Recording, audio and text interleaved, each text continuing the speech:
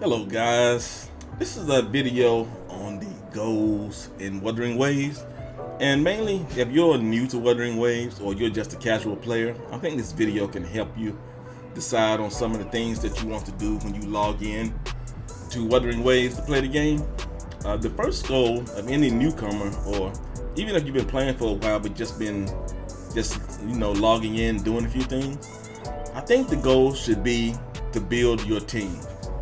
I think especially a newcomer, you need a primary team that's going to be your go-to team, the team that you're going to use to clear most of the content in the game. And when you grind, if there's anything difficult, you're going to come back to these guys. And when you look at a team, most teams are going to have a main DPS, a sub DPS, and a support character. And in case you don't know, DPS is damage per second. And let me show you kind of like how you figure out the roles of each character and how you should choose. So basically, we have Rover, and I'm playing the Havoc Rover, who basically he's the primary main DPS, meaning he's going to be on the field. He's going to be the one I'm going to be using the combos, using his E skill, his Resist Liberation to create the most damage for this team. And I have a sub character, the sub DPS, Sunwa. When you look at the outro skills, her outro skill, the incoming resonator, has the basic attack damage amplified by 38% for 14 seconds or until they're switched out. She is there only to use her outro skill to make Rover do even more damage. And that's what a sub DPS does in a team. So she's there to boost Rover, to make their team stronger, to make his Havoc damage, his basic attack damage, even stronger than it is. So now you look at the support character, and basically a support character is going to be healing. There are several healers in the game right now. Bazi, who you're looking at right now, is free to play. So I'm showing you a free to play team. So if you're not spending, you won't be able to get the Shorekeeper. Well, you can still get her, but it'll be a little more difficult. But however, what Bazi, her outro skill is, heal the incoming resonator by 1.5% of Bazi's max health points every 3 seconds for 30 seconds. The healed resonator has the damage amplified 15% for 6 seconds, so they still get a little damage boost, but her healing is what makes her a support character. And when you come into the game, you're going to see that you have like a banner, which I've done a convene video, kind of show you what a banner is, but it'll give you the option to choose a 5-star character to target, and most everybody goes for Verena, who is basically one of the best healers in the game. She's 5-star, so this is a 4-star character. Bazi is 4-star, so Verena's definitely going to be a better healer. But right now, if you're coming with free to play, this team is going to be pretty good. You're going to have everything you have. You're going to have the damage dealer, the sub DPS, and you're going to have the healer in one team. So this is a good team to start out with. And now that you know the team, you know how to build the team, let's go into the specifics for the characters themselves. I will be there for everyone Rover, as we head toward our shared future, leaving the past behind. As far as the characters' rank up abilities, but every character has a weapon. So when you come into the game, you're not going to have 5-star weapons automatically given to you. You will have some 4-star weapons and 3-star weapons. I recommend do not rank up any 3-star weapons. It's going to be very rare that a 3-star weapon will outperform a 4-star weapon for a character. It may happen, but you will have to research that. Just in general, do not rank up any 3-star weapons. And sometimes they'll tell you don't even rank up the 4-star weapons, because if you grind the game, you're going to eventually get 5-star weapons. But if you're casual, or maybe you just if you don't spend anyway, I recommend you at least rank up 1 or 2 4-star weapons. And like you see, Commando Conviction, I have it up to 80. I still have another level I can take it to, but I have some other 5-star weapons.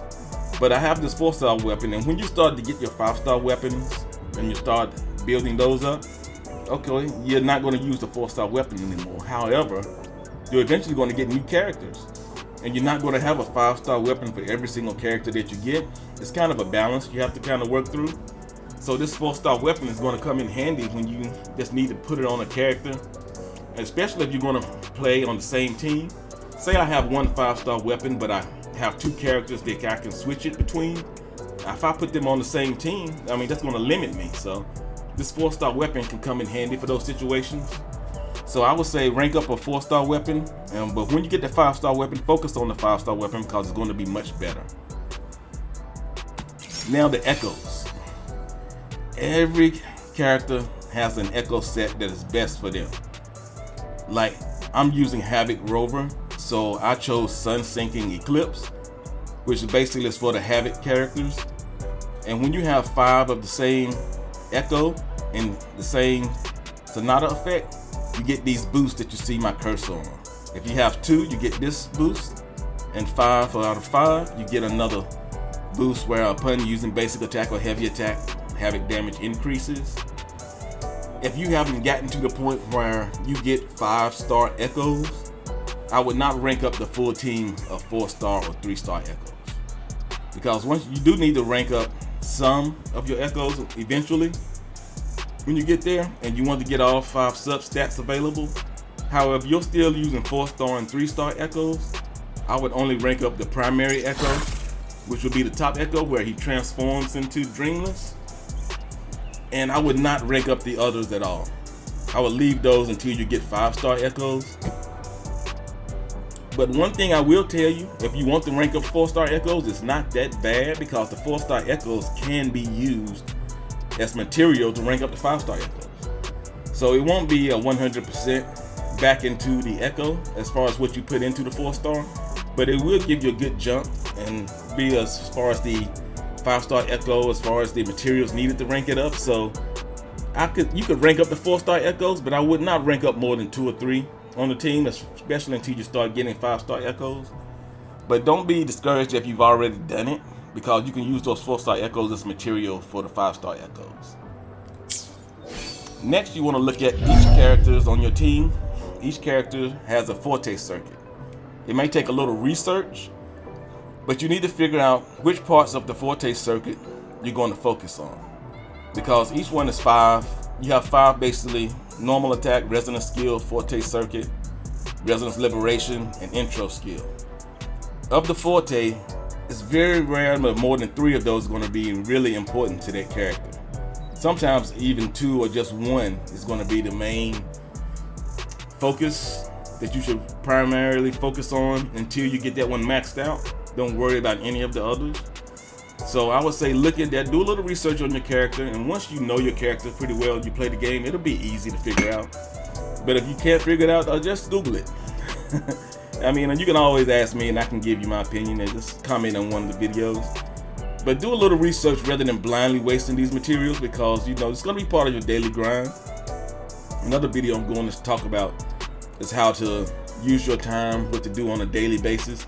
Because a lot of this stuff you can kind of focus on and do like in 20 minutes a day, 30 minutes a day, which isn't that bad, to be honest with you. So now that you got seen the Forte, you know how to figure out what to focus on. The resonance chain. If you are a casual player, I would not even worry about the resonance chain at all. I mean, the resonance chain does help. Like you can look at Rover. His skill damage bonus is increased by 30%. I mean, that's very good and it's good to have. However, ranking Rover up to 90 is going to be much more valuable than trying to focus on getting another resonance chain field, or activated, I should say. And it's not bad, but I think that just if you're casual and you're not grinding hard, or if you're not spending on the game especially, I think there are other things that are going to be far more important for your team or your account, so you shouldn't even focus on this. Because actually when you start to convene and try to go for new characters, sometimes you're going to miss and you're going to get a 5-star character, or you're going to get 4-star characters, and these are going to just come in automatically. And it may take longer than if you're focusing on them, but eventually it'll happen. So now that we've talked about that, let's go to the convene, because you have to focus on your convenes as far as what you're going to target. So I've talked about teams, main DPS, sub DPS, support characters. when you see a character that comes out, you need to look at what that character is going to do for you, for your account. Like you just saw that I have a main DPS rover, Havoc rover. Camellia is also Havoc. So when you're looking at the game and you're building your characters and you're building your teams, if you don't have a lot of time, you really need to look at what type of character you're going for and what team you're building, rather than just going for random characters. I mean, sometimes she's cool and she's fun, and if you really just love to play with her, you love her style, then yeah, just go ahead and go for it. But if you're trying to be efficient, then try to look at the characters and the team and how you're going to build and what they're going to do for you. Because you have to look at eventually you're going to look at events where it's going to give you a boost to a certain character. Like a Havoc character may get a boost, but then it may be an Electro character gets a boost in an event, but you may not have an Electro character ranked up. So if you have an opportunity to get a very good Electro character and you're not able to go for every character that comes out, you might want to skip Camellia and wait for the next character to keep that material, because if you're not able to grind this game and you're not spending, you're not going to be able to go for every character that comes out. And you have to also realize that there's a reroll for every character eventually, because they're going to have one next week not next week, but in a few weeks, they're going to have a rerun for a previous character that came out. So, and each character has a weapon. So the weapon and the character is going to come out. So let's say, for instance, you may get the character, and we talk about the weapons that have to rank up. You have to look at this weapon. Okay, say you have a 5-star generic weapon. How much better is this than that 5-star generic weapon? And then how will your character be different from using a 5-star generic weapon to using the weapon that basically is tuned just for them? So now the weapon that's tuned for them is going to be better. It's always going to be better, but it's not always going to be necessary. Sometimes there are going to be some other options that are going to be pretty darn good. That might not be as good, but they're going to be pretty darn good and not going to stop you from clearing any content in the game. So you have to do a little research. You have to look at what the weapon does, how good it is, and just kind of figure out whether this weapon is really needed. Because, like I said, if you're limited on the materials that you can grind, or limited on the characters you can go for, you can't get every weapon, you can't get every character. You may say, hey, I want this character, I want this weapon. Get the character the first time, and when it comes back around, get the weapon the second time. So don't be pressed to have to go for it every single time. The game is fun, and it's not a must-have now game. It is a gacha game, so I know how it gets you. I know how gacha gets you, so it's like that. But however, you just have to manage your time, and you have to have fun with the game, because the thing is, the game has a lot of content, and recently they said they're going to make the content permanent. So you're always going to have something to do, something to play around with. And then say you clear the content with your main team that you've already created. Next thing, you create a different team, just go back through it and just play around with it, just to kind of get a feel for it. So you always have something to do, something to grind, something to play around with. So I think this is really a good start and good goals as far as looking at what you're building, because eventually, I think long-term goals, you have Havoc, you have Electro, you have Spectral. I mean, every kind of character. I think you want a team for each. I think everybody should have a goal of having a team for each, a main DPS and a sub DPS for each type of character. Havoc, Spectral, Electro. And I think that's the long-term goals, because no matter what they throw at you, no matter what the boost is, there are some characters, if you're fighting a boss and it's a Havoc boss, but you only have a Havoc team, you're not going to get that extra damage. So that's kind of where it will not make it impossible to clear, but it will make it more difficult. And that's where I think the advantage of having a team for each type of character is going to come in handy. And I think it's going to be a benefit. I think that's a great goal for everyone who plays Wuthering Waves. And I don't think you need to necessarily say you have to have it right away. So you kind of want to change your focus after you create one team and kind of go to the next. Looking at the weapons, whether to rank up the 4-star or 5-star weapon.